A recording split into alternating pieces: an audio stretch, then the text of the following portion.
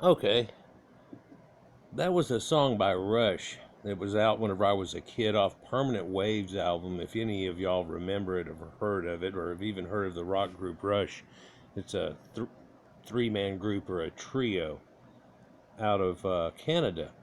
And to us kids back then, it was the Holy Grail. They still have an incredible following to them because they were one of the first people that put out music that didn't have like a A B solo AB end, you know, 1 2 1 2 chorus, 1 2 1 2 chorus end, thing like that. That's so familiar with all the hair bands and things like that that came out that were all just making a pop type music. They would have a song that would go A B C B C D E F G H and then all of a sudden drop off and fall back to A and finish the song and stuff and do weird things. And I saw that echoing through a lot of people's music after the fact, even all the way to people like Metallica, where they would have a song that would just go off in left field and then eventually come back into it.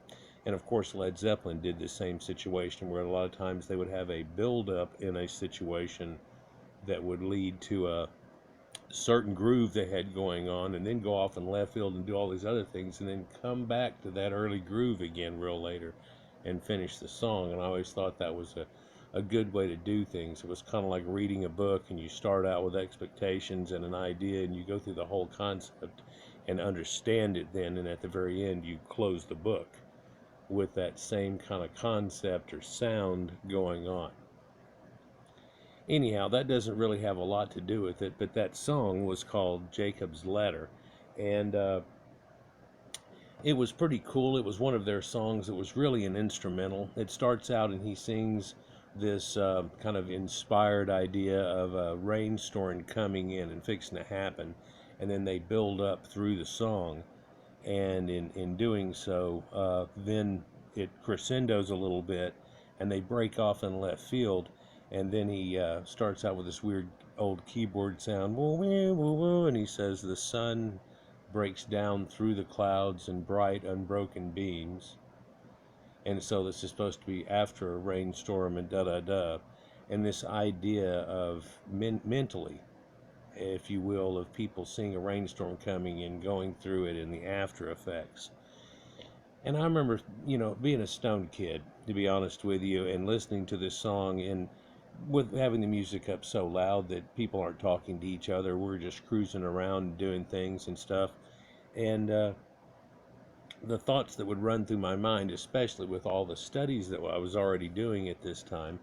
And I remember thinking of the ancient rite where the dude saw God in the clouds and stuff, and he thought it was a sign and all this type of stuff, and the clouds broke down in unbroken beams, and have actually been in that situation. I think that's one of the most beautiful things on earth is whenever you see the sun cutting down through clouds and it vents through at all these angles and only coming through certain holes, and so there's little beams everywhere, and you can, there you want to see God, there's a great picture of it or whatever. um, but we're trying to talk about Jacob's ladder. And a guy recently on one of my threads that is somebody who's been a long time follower said something about this guy that he had a video about, which is a 4-part series. They're between, I don't know, 12, 13 minutes and 20 minutes apiece, 4-part series. And it breaks down this not ancient, it breaks down the older movie of Jacob's Ladder. And I remember when it came out whenever I was a kid, I didn't see it when it came out regular. I got to see it on HBO or Cinemax or one of those things that came out. And it was kind of a weird, Kubrick-ish, left field, drug-induced kind of thing type of deal. And I didn't really understand it until it got really into it more. And I felt like it was one of those movies where I had missed a couple of lines of dialogue, or they must have said something important whenever I went to pee, because whenever I came back with the popcorn, I don't know what the hell's going on anymore. but you start to understand it. And then I saw again pieces of it and everything. And this guy literally breaks it down. I'll try to get it and put it down in the comments below. And it'll start the series and you can watch each one. This guy breaks it down quite a bit. And it's really about how drugs were used in certain ways on people in the Vietnam War and before.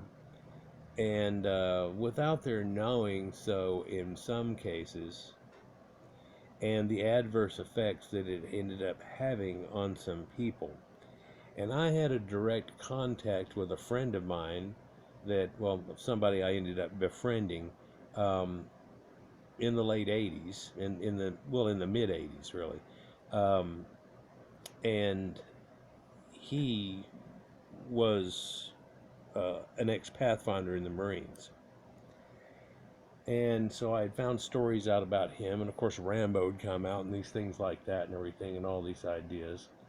And so, concepts are running around in my mind when I'm listening to this song and different things are going on. But what I'm basically trying to get at, I guess, is Jacob's ladder. Now, it was an interesting esoteric breakdown that this guy does, and I have to give it to him. He's pretty eloquent. You can tell he wrote it out and went through it a few times. And I don't usually do anything like that. I just go straight forward, fuck the vocabulary and, extra words and stuff. It's let's just go straight forward so everybody can stay on the same page. I don't often lose people, I don't think, although I think I lose people when I go out in left field and then try to come back in and I go, I'm back in, but I don't tell people I'm back in.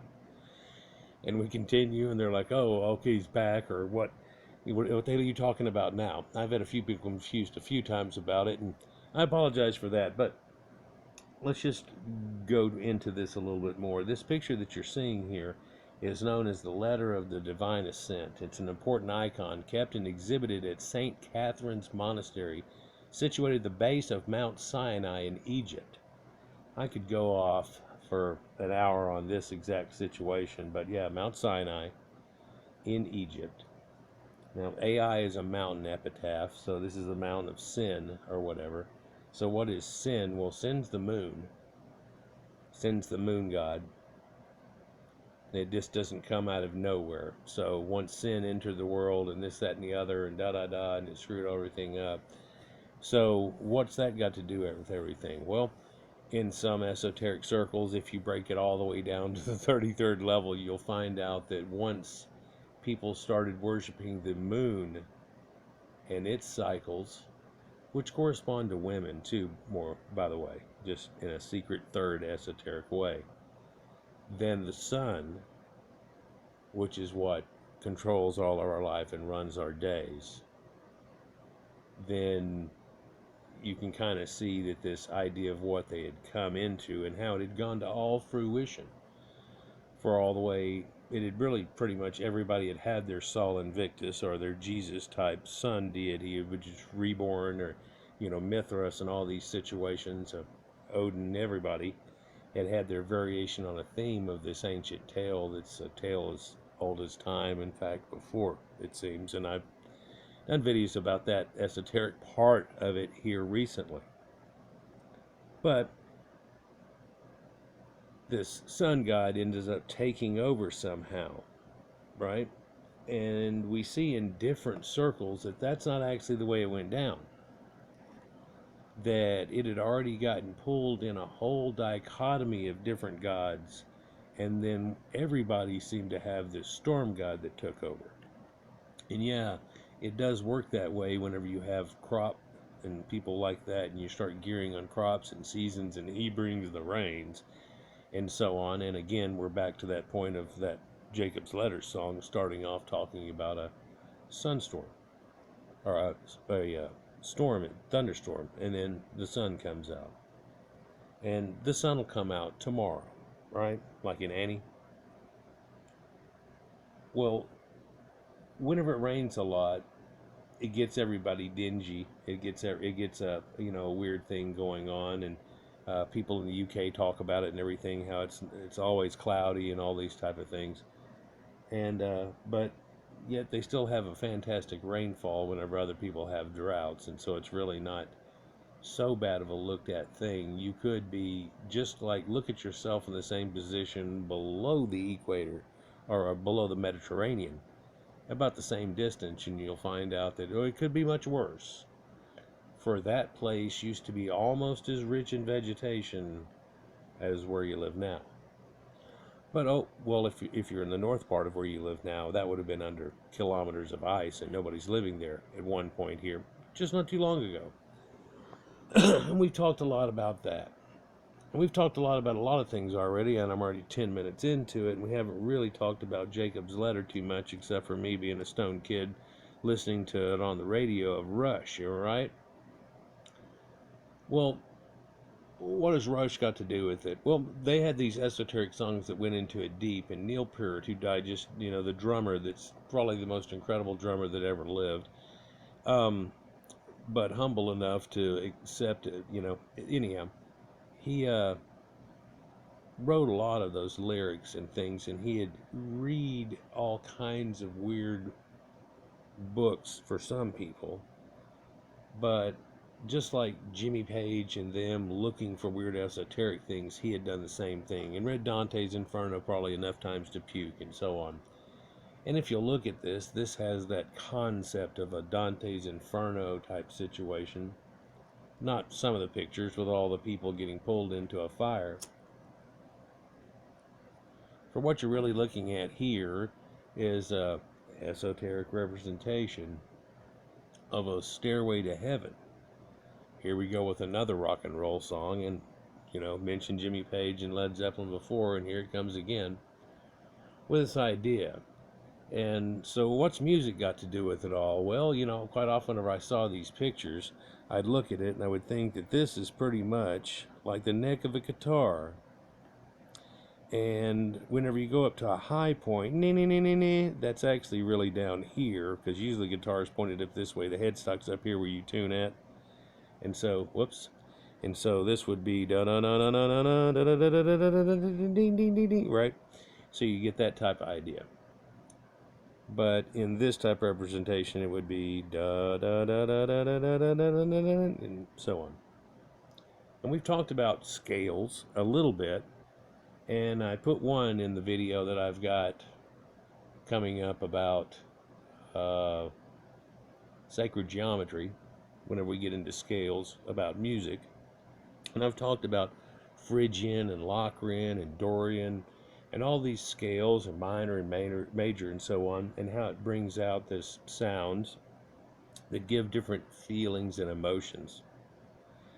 And how there was a secret chord that pleased the Lord and everything, and people have tried, oh, what chord is that? Oh, I could just play that until the end of time, or so on.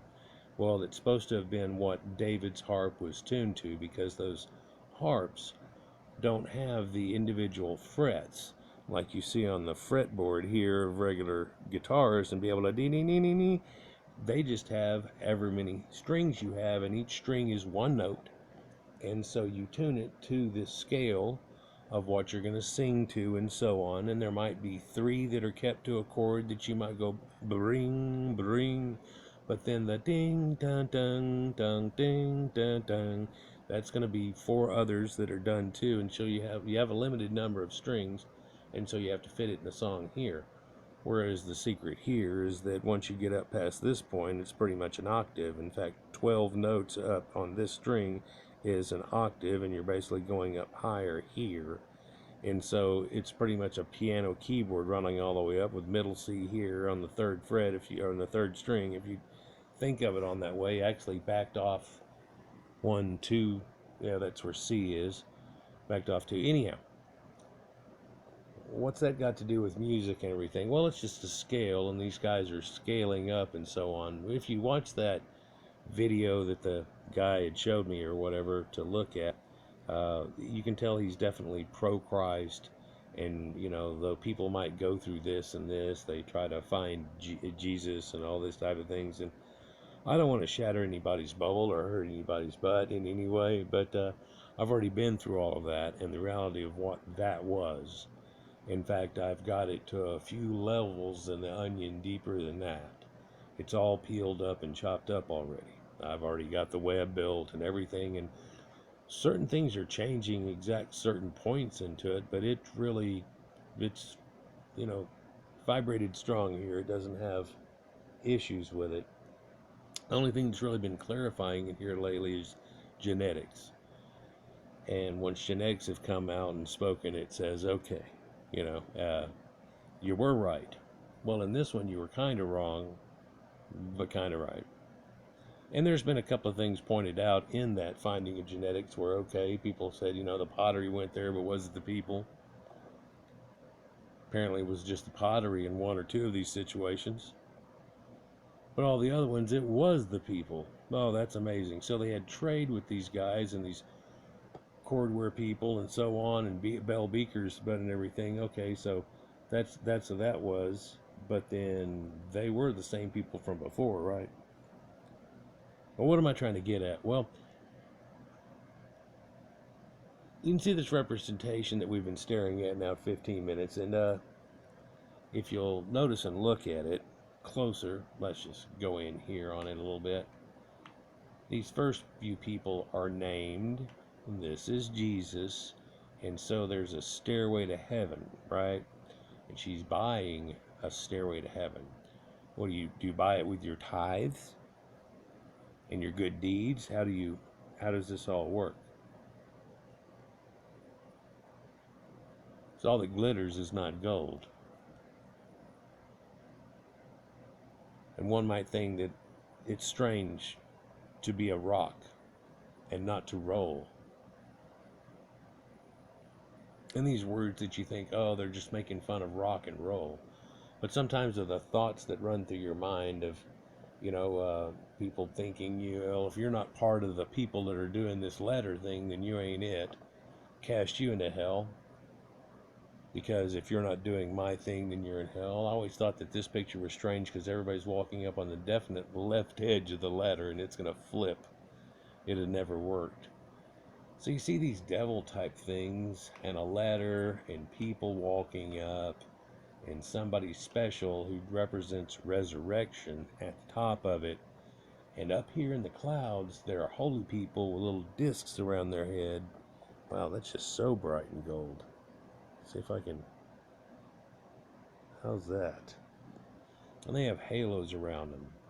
But if we look here, these bad bird people, drawn in black, are demon angels, oh no, and they're taking people down to hell. Well, what's hell? Well, separated here, under this bubble, there's this fiery looking thing, and there's these people. Well, where's all the burning in hell and doing all that? That's not going on. They're just the people without. And they appear to be beckoning or even clapping or cheering on people. So these are the dead that didn't make it, and they're still cheering on those that are making the attempt to try to become enlightened and to take it up the staircase to another level.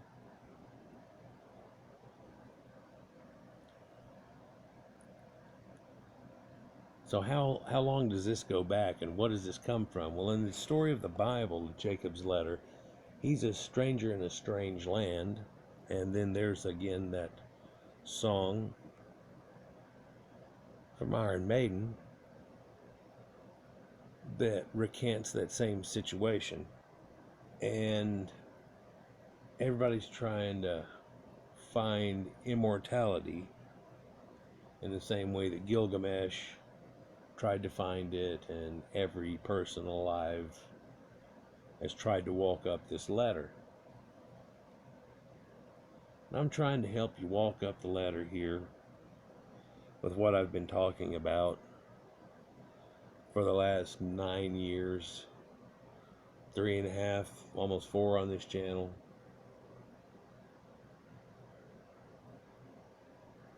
But in some, let's just talk about some aspects. In this pseudo-Christian New Age ideal, this idea is we're waiting, and here we go with Abraham and Paul and all the guys are going up, but there's some even that fell off right there at the top. They couldn't make it, and they've fallen, much like Icarus. right? You get the idea?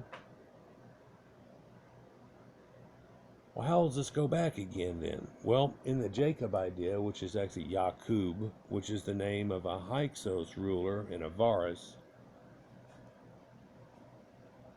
Yakub Baal, named for Baal worship, or the god Baal himself, like Hannibal and all these other Baalbek,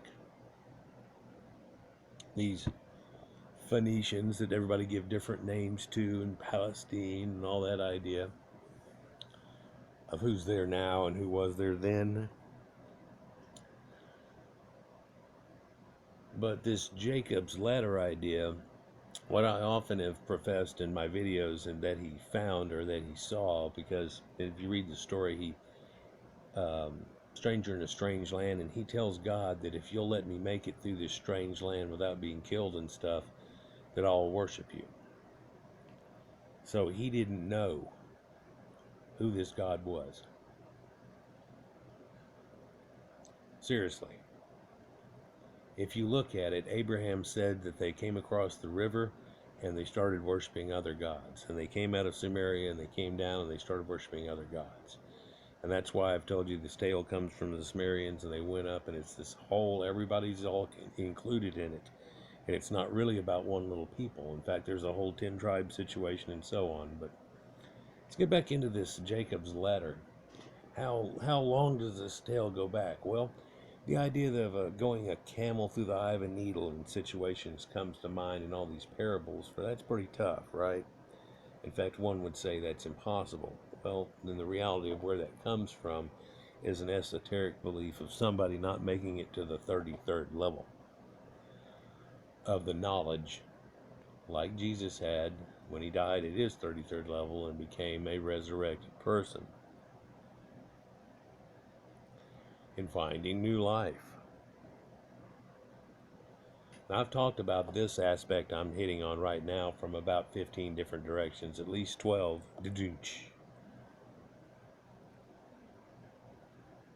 But, so there's these demons that take you down into hell. There's one here, he's got a hammer, he's riding this dude's back to hell. They're going down, and apparently they drop into this bottomless pit. They're shown here, some type of situation. What's this got to do with everything? Well, if we don't take it so religiously and look at this from a third person's point of view, let's say we were just analyzing pagan crap, that Christian things had not won out, and what really won out is we all still worship Jupiter and Saturn and things like that, okay? Can you pretend that just for a moment? Well, if you did, you'd realize that they're all trying to meet Sol Invictus here. And these people are falling off, and they've got to get back in line to try to make it up. And what the hell's Cupid got to do with everything? Well, quite a bit. But if we look at this from an esoteric point of view, how far can we find it going back? Is it this thing that's right around, 12th century, 6th century monk? No, that's AD. We can go BC with this quite a bit. We can take it to the time of Jacob and say what he was looking at was a ziggurat. And now these people that were there that had those ziggurats were actually quite aware of how to get someone to heaven. And that he found this, and he said, if they don't kill me and all this weird shit, I'll probably end up worshiping this guy. That ends up becoming the God of the Bible. And the only person that could be at this time in the place that they're looking at is a god known as El of the Bible and Temple and so on, angel. Anytime you see El in words, it linguistically actually goes back to this. Exactly. In many cases, shekel, like shekel, The angel is named Michael, which is Michael, or Ariel, or Raphael, and so on. I've gone through this a bunch of times in a lot of my videos. I don't need to go off on Ezekiel. And later they became Isaiah, putting Yah on the end of it, having Yahweh, and having to do with that. But it's a different aspect too, I guess. Does it go back before that?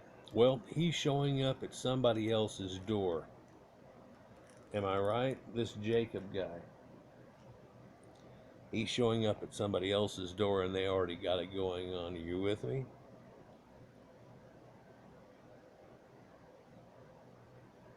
Though now, no matter what it is, we have to consider that pagan, though, don't we? Think about that. It would, of course, be pagan.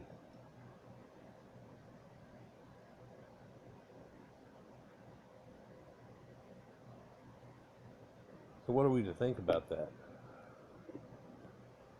Well, supposedly we're led to believe that all this stuff is just pagan and BS. Well, funny how we've got this idea of a letter going back as probably as old as letters. What? It's just like a parable. It's hard to climb a ladder.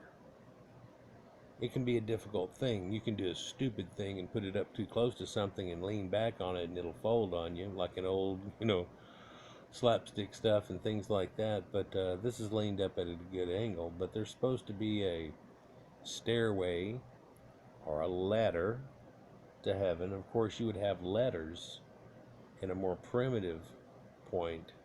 Once you had exact stonework and things, it would be more of a stairway to heaven. And that the stairway to heaven probably is the same thing. And it would have to do with ziggurats, and God lives on the top in his holy temple, and why need to try to get up there? Right? This concept. Well, if you realize where it really comes from, it's kind of different on your journey of wanting to get up there, for it's the actual end of your life anyhow. And if you look, these people are young down here at the bottom, and when you get up at get up at the top, they're old. But so the Tower of Babel, it was a bad thing, right? Are you with me? Because somehow people could build a stairway to heaven and just get there and cheat the whole game, like use a joker, right? That doesn't sound like God's going to be too cool about that. And so there's this little idea, but that too we've proven is a ziggurat and how it came tumbling down. And that's also Sumerian. So this letter thing, do y'all remember me showing you a bunch of old cave art when we did that series on cave art that I said I would quit doing for a while because I thought you were getting sick of it? And in that cave art, in a couple of places, I showed where there was this stairway up to a built-up dais, and they had the dead body there, in many cases without a head whatsoever, and these birds flying around it. Remember that? What's that? Well, that's the resurrection machine. Do what? Yeah, that's the resurrection machine. Where up here, they put you on the dais in the place of the elders. Like had been done before, even to blah, blah, blah, fill in the blank. And therefore, you would go through that process too. And these bird-like creatures that are running around that are supposedly taking everybody to hell are actually picking off pieces of you and flying up and taking them to heaven. And that was the original idea. Are you with me still? Because that's pretty much what I showed many times over the last few years here in different videos. But one of which goes back to a 22,000-year-old cave art at Kamyana Mohila, and it shows you this ancient burial that's going on that they're talking about, which must have happened right around there. But where is it? Well, it's wood, just like this ladder here. It's been gone long ago. If you want to make something permanent, you build it in stone, and God didn't like that, and he blew that house down. Yeah, it's even in fairy tales and things like that, and you build your house out of straw and wood and brick, or whatever, and so you get this levels of thing and these levels. And I don't know how many levels there are here. I'd like to think that if you counted it, there's 32. It looks like a little more than that, like 34, 35 somehow. Anyhow, 33 stepping off. And that oldest one I showed you, there was 13 levels to it. But also in another video I showed you how Neanderthals apparently had this ladder situation, but there was only 3 of them. But in the esoteric showing of cave drawings, I showed you where there was this idea of 3 that went with 12. And so this concept of a triad and these type situations that go along with 12 must go back way, way before people started coming up with, well, what we think they came up with the zodiac. People have been watching the stars since we had the ability to look at the stars. When is that? Well, before we were people.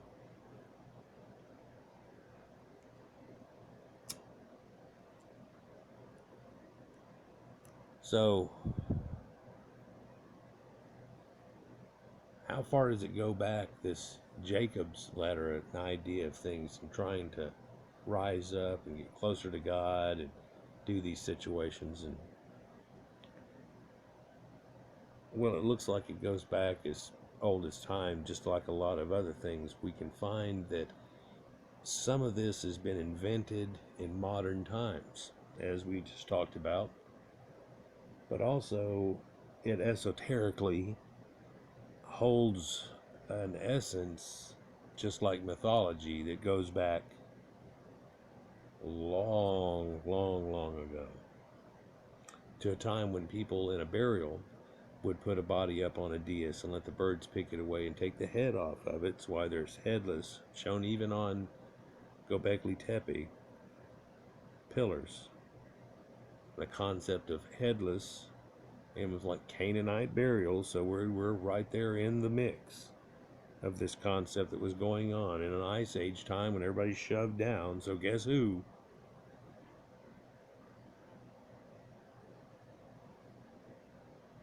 And a lot of the early depictions I find that I show you have to do with Proto-Indo-Europeans.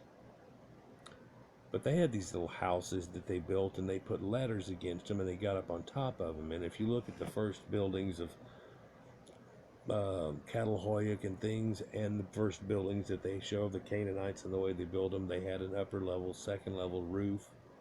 I believe even they slept on it sometimes, a ladder coming up from the inside, if not the outside. Ladders that are big, going 2 layers and so on. You can imagine it being somewhat scary for a kid, and a kid could fall off. Man. So you'd have to have an idea of what you're doing. Pretty sure-footed. Right? You don't want to fall off and be part of this. And am I saying that if a kid fell off the ladder that it made him go to hell? No, no, I'm not saying that, people. Hopefully you're getting an idea of what I'm saying and I'm showing you here. And this Stairway to Heaven is a modern song, ain't it? But there's an old song called Ladder to Heaven. And it goes back, man, way into the last ice age, back into these Cro-Magnon people and stuff. And it really, at this point, gets to the point of fading out. And I've tried to blow away the fog here in the mist and try to reveal as much as I can to you. But for any of us, unless we find another thing like Göbekli Tepe and so on, involved this deep, we can't go back any farther than a few pieces of cave art, which leads to this more modern thing, but still 16,000 years old, and here's it around 10, and here it is, and it spreads out in all these people, but by this time it's been changed a little bit. And then when does it show up next? Well, did Jacob flip over a rock that had a depiction of that on it that he used for his pillow? Because if you look at it, he used that for a pillow, but then he also set it up as a stele. And another oddity to that situation, if you want to go off in another left field, is that the angel that's there with him is Penuel. And what is that? Well, in some circles, that's the fallen angel that taught man how to write. Oh, that's good. No, it's written in part of the bad things. Makeup and all these things are sinful, sinful, sinful. Oh no. So, in the weirdest things, some of them have been chose to be sinful, like writing and so on, which no civilization can live without. Isn't that funny? Well, I could get off into that esoteric point of how the belief is we're supposed to be like Adam and Eve, still back in Cro-Magnon times and more a part of nature. And so when was naturalism built? Well, a long time ago in a land far, far away. And when did Jacob's letter come out? Well, a long time ago in a land far, far away.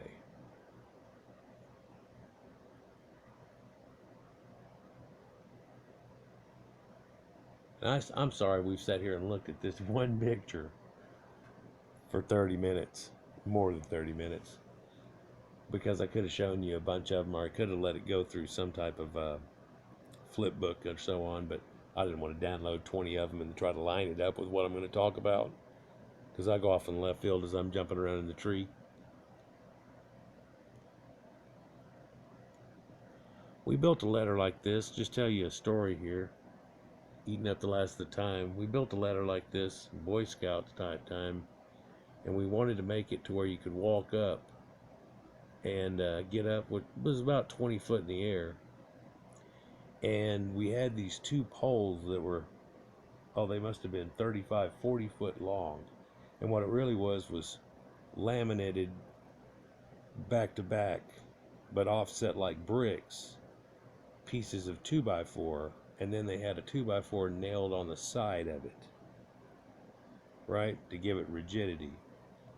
And we're like, okay, so we took these and nailed some stuff onto the end of it at the very top up there by Jesus, so it would hook onto it. And what we were trying to do was, instead of walking up the tree, which they had already nailed boards onto the tree, we were trying to make a ladder you could walk up to. But it leaned out even a little more than this. And what we thought was neat about it was, instead of having to hold on and walk up straight, fireman kind of, you could literally, just like these people, walk right up it, but you had to be kind of careful. You couldn't get more than 3 or 4 people on it. Didn't want to start bouncing in the middle of it and snap it or something stupid. But you could walk right up it and get to the thing, and that's where there was a rope swing at. So somebody grabbed the rope swing, and and do that, and you'd land in the water, get to do this over and over again. What was also neat, though, is if you wanted to chicken out, you could walk back down it. When you walked back down it, you walked back down it just like you were walking down a set of stairs, and you didn't have to hold on to anything because it was at that good angle, and you could walk right back down it. I always thought it was pretty neat, but it was too dangerous, and they took the damn thing down and broke it up to pieces and added it to Order the Arrow tap out ceremony or something, and burned it up because somebody's going to break the damn neck. But we were all sitting there like, hey, Mr. Sutherland, but people are grabbing a rope swing and slinging it up from 35 foot in the air, letting off. And he goes, I know. And so whenever they take it off, now they're climbing up a ladder of nailed in boards on the side of a tree to do the same thing. I know. But short of you building a tree house that leads up to it, they're not going to go with it. Which gave us an idea, but we couldn't do anything about it. Anyhow, guys, I know there's a couple of aspects here that I didn't talk about, but how far does this go back? Well, it goes back quite a bit. I wanted to talk about how this looks like a neck of a guitar and scales and how that goes with music. And now music will make you think about things sometimes when you're listening to it. You're almost quieting yourself and you're allowing yourself to listen to what's being said to you and then thinking things, but hearing more music, and as it comes in, it can lead you in certain ways, and that can be bad and used against you. But that can also be very helpful, beneficial, and used to help everybody. And so, I always felt as a kid music was a powerful thing. I mean, I was in bands and stuff like that too. So I definitely felt the emotion of certain songs. And especially, even though I played a lot of hard rock, the coolest thing to me was whenever it broke down into a ballad type situation and had those slower moments. In fact, every song we tried to make, I tried to have there be a quiet moment and then build up. Why? Because it made the strong feel strong. If you didn't do that, you're just strong all the time. And we made a few songs that were like that, but in most instances, there were parts that it got back quiet and built back up, broke back into it, because when it would break into it, it had that power that people are always familiar with. And I like the idea of trying to go off in left field and do one thing or another. But most of the times when we wrote songs, like people do nowadays too, we would find a couple of grooves that would go together that was variations on a theme, and may find 4 or 5 of those for things we could do, but we would record one variation and that would be it, as opposed to taking the song and letting it flip around in the idea, which I liked a lot of songs that would do that. It's not like jazz or anything. Think of Led Zeppelin or Rush. But what's Led Zeppelin or Rush got to do with this whole thing and resurrection and stuff? Well, they were talking about it, and it was showed on album covers and concepts and things that we've had. It's around us constantly. We know it, and I tell you, I grew up and couldn't get away from it. And once I started studying it, I was like, wow. And it's just like when you buy one of those cars, and all of a sudden you go, everybody's got these cars, don't they? I never noticed it before, but you'd start noticing things everywhere. But yeah, Tower of Babel, very, very much similar, and supposed to make it up here and everything. And once you get there, he's like, and you can go on in, and you could walk on the clouds and be part of the people that have wings like these, but you're considered good enough to have the good wings as opposed to bad wings. Well, I talked recently about that. There is no hell, and that the God of everything wouldn't even make a place for such things. He would just turn around and have you go down in the hole and reset and start over and come back up. And that's supposed to be the idea of resurrection. So it's a confusing thing whenever they have this resurrection built into the Bible, and they have this idea of you dying and actually going to a second place, heaven, which is resurrection into a different place. For resurrection is an undead situation, like a zombie, upon the earth. No matter which way you look at it, Jesus would have been a zombie.